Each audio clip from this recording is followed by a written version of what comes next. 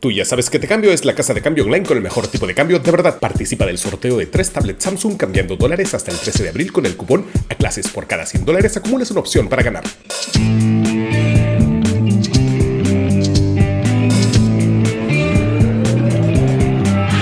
Hola, soy Marcos Cifuentes, bienvenidos a La Encerrona, tu mini noticiero en pandemia. Hoy es martes 29 de marzo de 2022 y ayer puede haber sido un día histórico. El efecto Lapadula parece haberse desvanecido.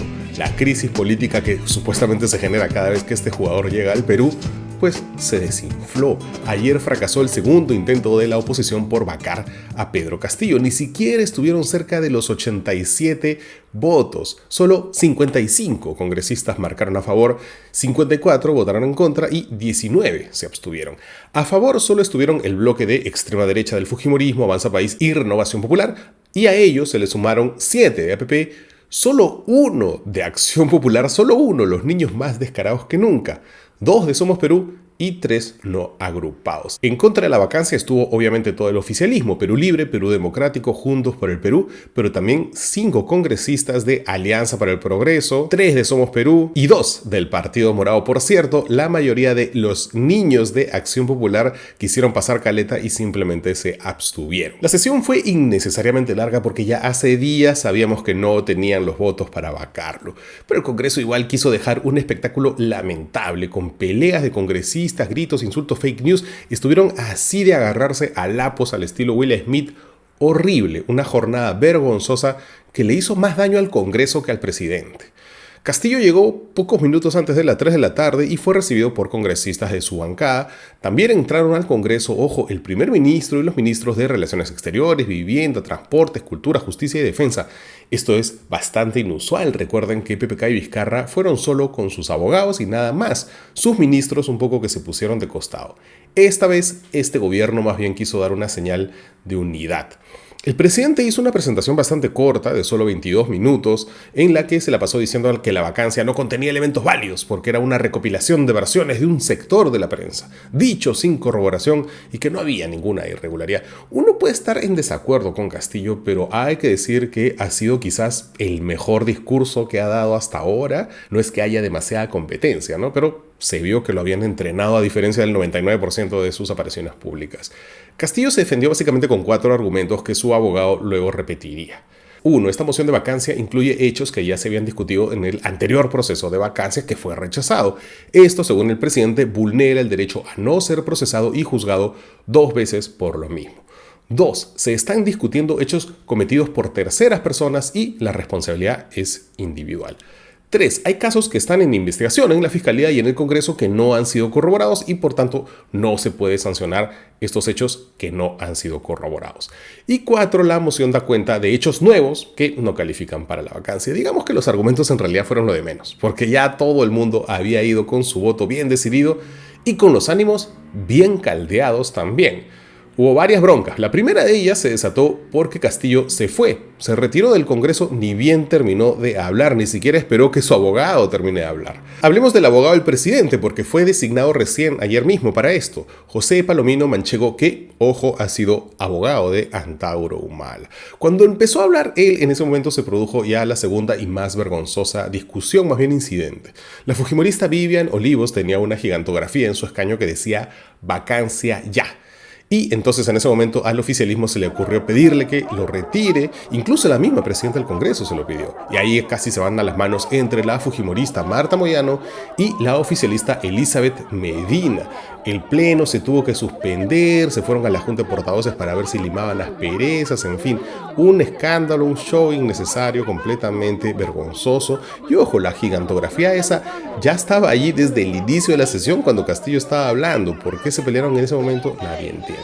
Y también hay otra cosa que es cierta, que el otro lado, la oficialista María Agüero de Perú Libre, también tenía un letrero que decía "rechazo al golpe parlamentario". Y allí no acabaron las broncas. Luego, Waldemar Cerrón propuso que los ministros que habían asistido, pues hicieran uso de la palabra como si fuera una sesión ordinaria, que, ojo, la Constitución le permite hablar a los ministros en el Congreso. Pero en este contexto era más bien extraño. Al final, los ministros no hablaron porque el Congreso aprobó, sí, que hablen ellos, pero el tiempo que utilizaran iba a ser descontado del tiempo que tenía la bancada oficialista. Entonces ahí Perú Libre les dijo: no, mejor, amigos ministros, nos toca a nosotros el show. Un incidente notable fue que Ruth Luque, de Juntos por el Perú, llamó presidente ilegítimo a Manuel Merino y entonces ahí saltó Mari Carmen Alba a defenderlo y a pedirle que retire la expresión, lo que no correspondía en absoluto, ¿no? Y además demuestra los sueños de esta señora de convertirse en Merino II, algo que después de la votación de ayer cada vez es más difícil. Otra que no pudo contenerse fue la inclasificable Patricia Chirinos. Primero se acercó a saludar a Castillo, a decirle que lo mejor es que renuncie, ¿no? Y por supuesto ya publicó ella esa hazaña en sus redes. Luego intentó entregarle un folder a los representantes de la OEA que habían estado ahí en el Congreso. En el folder supuestamente estaban las acusaciones contra el presidente. Les pudo haber mandado un link, ¿no? Lo irónico de esto es que los señores de la OEA estaban en un ambiente privado y no dejaron que ella entre a ese ambiente privado. ¿Y por qué estaban allí?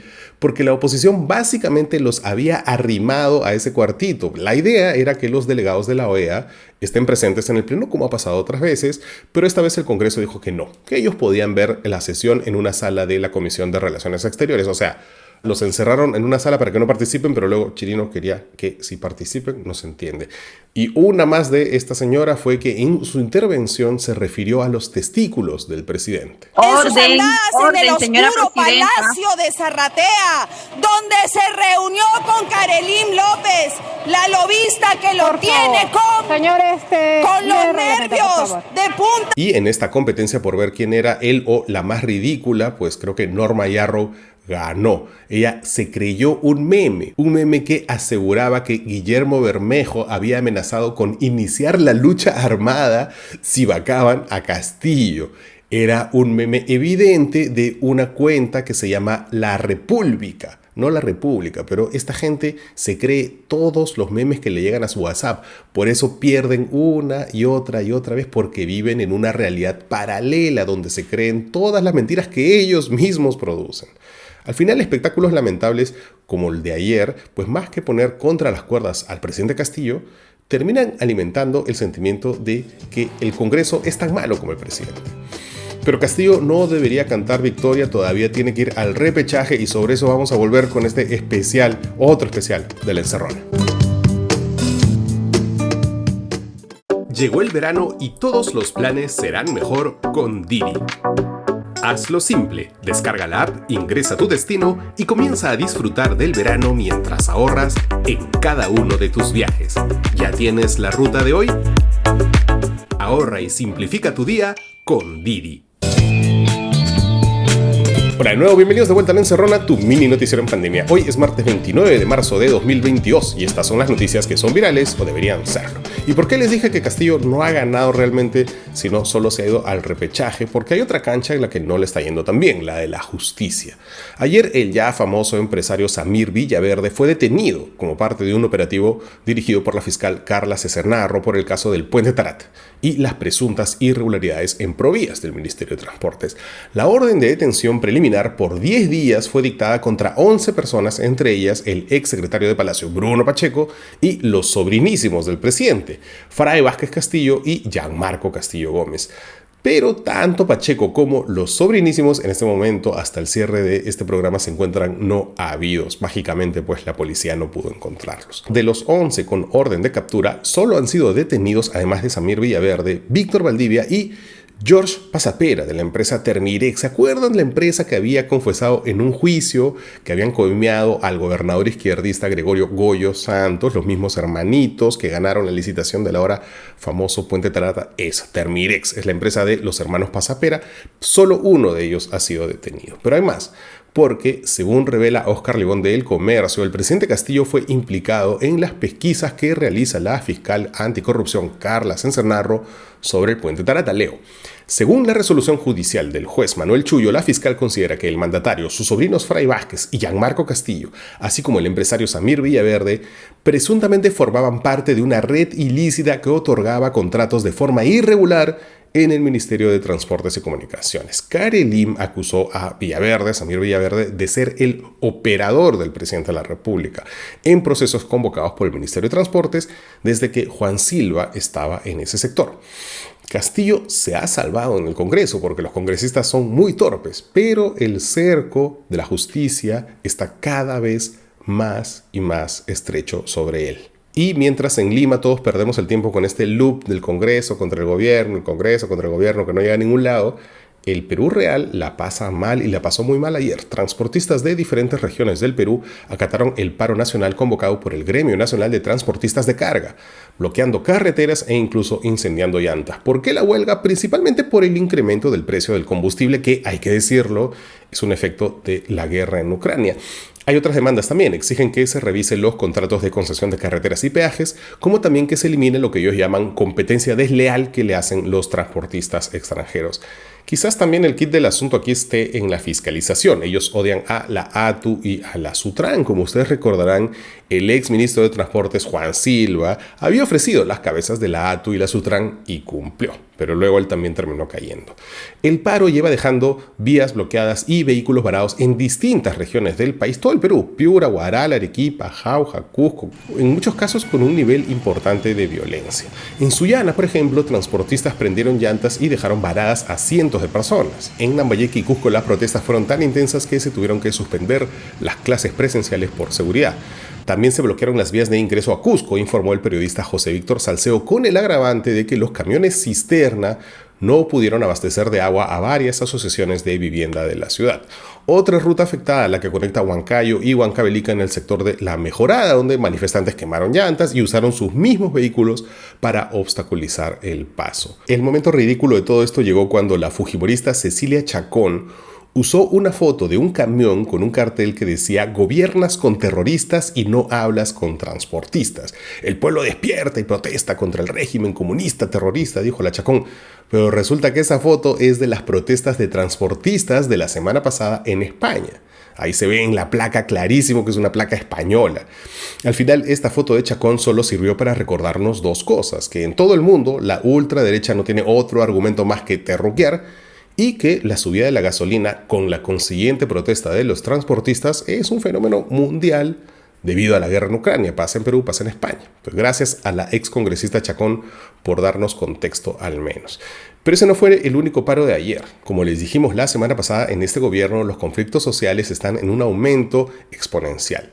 Ayer pararon los agricultores con llantas y tractores. Agricultores bloquearon la carretera margen izquierda a la altura del distrito de San Lorenzo, en el anexo de Tingopacha, en el distrito de Acoya y Anamarca, en las vías de la ruta Jauja-Huancayo y Jauja-Tarma.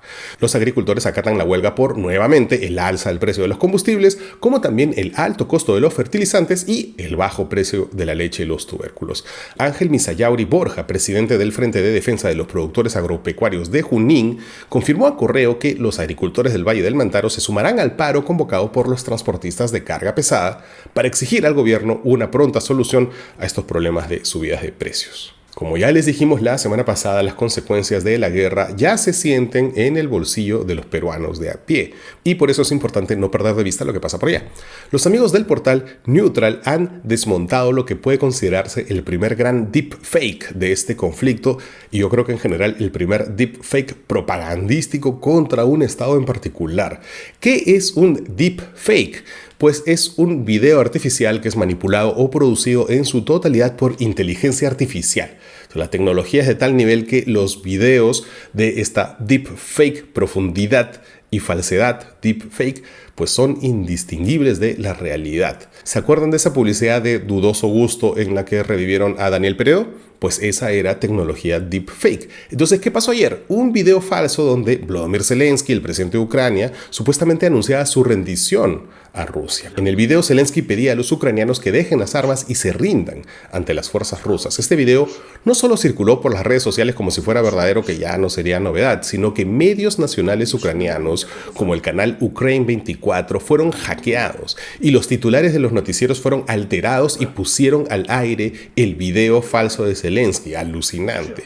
El mismo Zelensky tuvo que desmentir el video en su canal de Telegram, que tiene como 1,5 millones de suscriptores, además de en Instagram y en Facebook, pues al toque nomás, pues apenas minutos después de que la televisión ucraniana denunciara que habían sido hackeados. Estos fueron los titulares de hoy, pero no todos, porque nos falta el principal, la sentencia del Tribunal Constitucional a favor de Fujimori, y con eso ya volvemos aquí en La Encerrona con Marcos y Fuentes.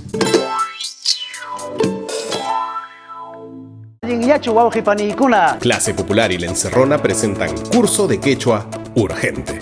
El quechua es un idioma vivo, contemporáneo, la lengua de nuestros ancestros y también de nuestros hijos. En todo el continente cuenta con decenas de millones de hablantes y de oportunidades. 10 módulos, materiales extra, reuniones, consultas con soporte en castellano y certificación. ¡Tú para Chicama! Nos vemos. Para Chicama.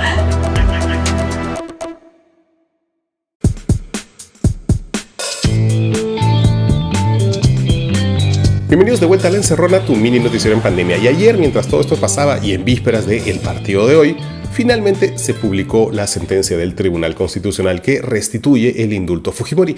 No vamos a analizar sus argumentos porque ya lo hicimos la semana pasada cuando se filtró la ponencia del magistrado Blume, una ponencia que era un mamarracho y que se repite aquí básicamente con las firmas de Sardón y de Ferrero Costa. En un sustento de, ojo, solo 9 páginas, sí, han escuchado bien, solo 9 páginas les ha bastado para restituir el indulto que PPK le dio a Fujimori.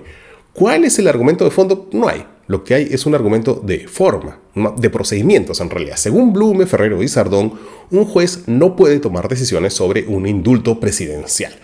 Que los 2 jueces que revocaron la sentencia, porque fueron 2 instancias, que esos 2 jueces no tenían la potestad de hacerlo. Entonces le pedimos a Salvador Herencia Carrasco, director de la Clínica de Derechos Humanos de la Universidad de Ottawa, Canadá, que comente este mamarracho. Lo que se busca acá es de cierta forma evitar entrar al fondo del asunto y intentar utilizar una interpretación limitada de normas procesales para obtener el fin de restituir un habeas corpus que ya había sido anulado. Entonces, esta es una preocupación que se presenta al leer la sentencia, que se confirma con los votos dirimentes de 3 de los magistrados y que nos lleva a una otra pregunta. Si hubo tantas irregularidades, el Tribunal Constitucional o los 3 magistrados no es su deber restituir un indulto dado en el 2017, sino ordenar que la Comisión de Gracias Presidenciales o las autoridades competentes vuelvan a tramitar un proceso nuevo. Entonces, esta es la preocupación y ante este tipo de situaciones, la Corte Interamericana podría volver a pronunciarse en esta línea. Es interesante que mientras la sentencia principal que le da la razón a Fujimori tiene solo 9 páginas, el voto discrepante de los otros 3 magistrados, Ledesma, Espinosa Saldaña y Miranda, son más bien bastante amplios. En particular, el de María Elena Ledesma es de lujo. Son casi 70 páginas que desnudan punto por punto todo lo que está mal en esta sentencia de los Fuji magistrados. La posición del propio Poder Judicial no está en la sentencia para que pueda defender su posición sobre el tema. Y eso, los votos de la magistrada Ledesma y del magistrado Espinosa son claros a establecer esto. Esta es una demanda de habeas corpus de 8 páginas en las cuales ni siquiera se adjuntó el expediente de la Comisión de Gracias Presidenciales que dio el indulto en diciembre de 2017. Lo que ha hecho el Tribunal Constitucional nos va a llevar nuevamente al ámbito internacional. Les debo recordar que no solamente esto es la Corte Interamericana, sino la Comisión Interamericana y los órganos de derechos humanos de las Naciones Unidas han cuestionado esta decisión o el anuncio de esta decisión. Y ahora que la sentencia pueda ser leída por todo el público, más preguntas y más cuestionamientos van a darse en este caso. Sobre eso último, la Corte Interamericana de Derechos Humanos señaló explícitamente que la justicia peruana solo podía revisar el indulto bajo los parámetros del sistema interamericano. ¿Eso se ha cumplido en esta sentencia? Los 3 magistrados del Tribunal Constitucional utilizan un informe de la Comisión Interamericana de 1981 para justificar que el indulto es una atribución del presidente de la República y que no tiene límites. En 1981 no había empezado a funcionar la Corte Interamericana de Derechos Humanos, es decir, no había jurisprudencia interamericana en estos temas. Ni siquiera se había adoptado la Convención Interamericana contra la Tortura o como la Convención Interamericana contra la Desaparición Forzada de Personas. Entonces, al utilizar un instrumento, un informe de 1981, para intentar dar una interpretación al derecho a la vida y aplicarla a otro tipo de derechos y situaciones, desconociendo 41 años de avance constitucional e internacional sobre la materia, es un problema muy grave. Fujimori tiene un impedimento de salida del país por el caso Pativilca. Él va a salir en libertad pronto, pero no va a poder irse del país. Y de lo que nos dice Salvador, pues yo entiendo que es posible que el sistema internacional lo devuelva a prisión. ¿Qué es lo que se viene? La semana pasada, la Corte Interamericana había solicitado información al Estado peruano con respecto al indulto del señor Fujimori y el cumplimiento de las sentencias de Barrios Altos y La Cantuta. Lo más probable es que se programe una audiencia en las primeras semanas de abril, en los cuales la Corte Interamericana se volvería a pronunciar sobre esta materia. No se sabe bien cuál podría ser la respuesta, pero lo más probable es que la Corte Interamericana repita lo que dijo en el 2018 cuando se pronunció sobre el indulto dado en diciembre de 2017 por Kuczynski. Y esto es que esto desconoce los derechos de las víctimas, carece de motivaciones y que le correspondería al Estado, a las entidades competentes, volver a realizar un control de convencionalidad para fijar o determinar si esta resolución del Tribunal Constitucional cumple o no con los estándares internacionales. Esta es una situación inédita en nuestro país, en las cuales habría que ver si es que aplicaría un amparo contra resoluciones judiciales y aplicar un nuevo control de constitucionalidad a la sentencia del TC o algún tipo de recurso de anulación que nuevamente podría ser resuelto por el Poder Judicial. Y lo más probable es que esta sentencia termine siendo anulada y que el señor Fujimori regrese a la cárcel. Salvador Herencia Carrasco tiene razón. La verdad es que si la preocupación del fujimorismo es la salud de un señor mayor, pues tendrían que haber sustentado mejor esta sentencia, ¿no? Para evitarle ya más trajines en vez de presentar un mamarracho. Casi, hasta parece que los 3 fujimagistrados lo hubieran hecho a la champa para que ya no los fastidien, sabiendo que esa sentencia es insostenible, que Fujimori va a perder otra vez en el repechaje ante el sistema interamericano. Al final va a perder él, porque va a volver a la cárcel, ha perdido el tribunal, deslegitimado una vez más, pierden las víctimas, echándoles sal nuevamente a su herida después de 30 años, y pierde el Perú, que queda como un país en el que cualquier cosa puede pasar. Ya, nos vamos, nos han escrito para el martes musical y tiene que ver con esto. Hola, soy Enrique, vocalista del grupo de rock peruano llamado La Gris. Nuestra canción Hasta Desaparecer trata el tema de la masacre perpetrada por el grupo Colina en Barrios Altos. Logramos grabar de manera profesional esta canción el año pasado cuando se cumplieron los 30 años de tan horrible evento. El coro dice bailarás hasta desaparecer, en alusión a la pollada en la que se encontraban las víctimas y en ese contexto festivo y a la vez fatal. Pueden escuchar Hasta Desaparecer si buscan a La Gris en Spotify y en YouTube. Eso es todo por hoy. Soy Marcos Cifuentes y esto fue La Encerrona, el único noticiero que te manda un abrazo. Chao. Hoy gana Perú. Día a día para producir este mini noticiero, consultamos fuentes, verificamos datos y contrastamos información. Procesar información necesita de filtros periodísticos serios. Hola, soy Romina Badoino, productora de La Encerrona, y mi trabajo es que todos los días no recibas contenido, sino periodismo. Si necesitas información clara, independiente y también útil para tu vida cotidiana, considera suscribirte en el Patreon o unirte a nuestra comunidad de YouTube y así podrás apoyar nuestro trabajo. Ya nos estamos viendo. Un abrazo.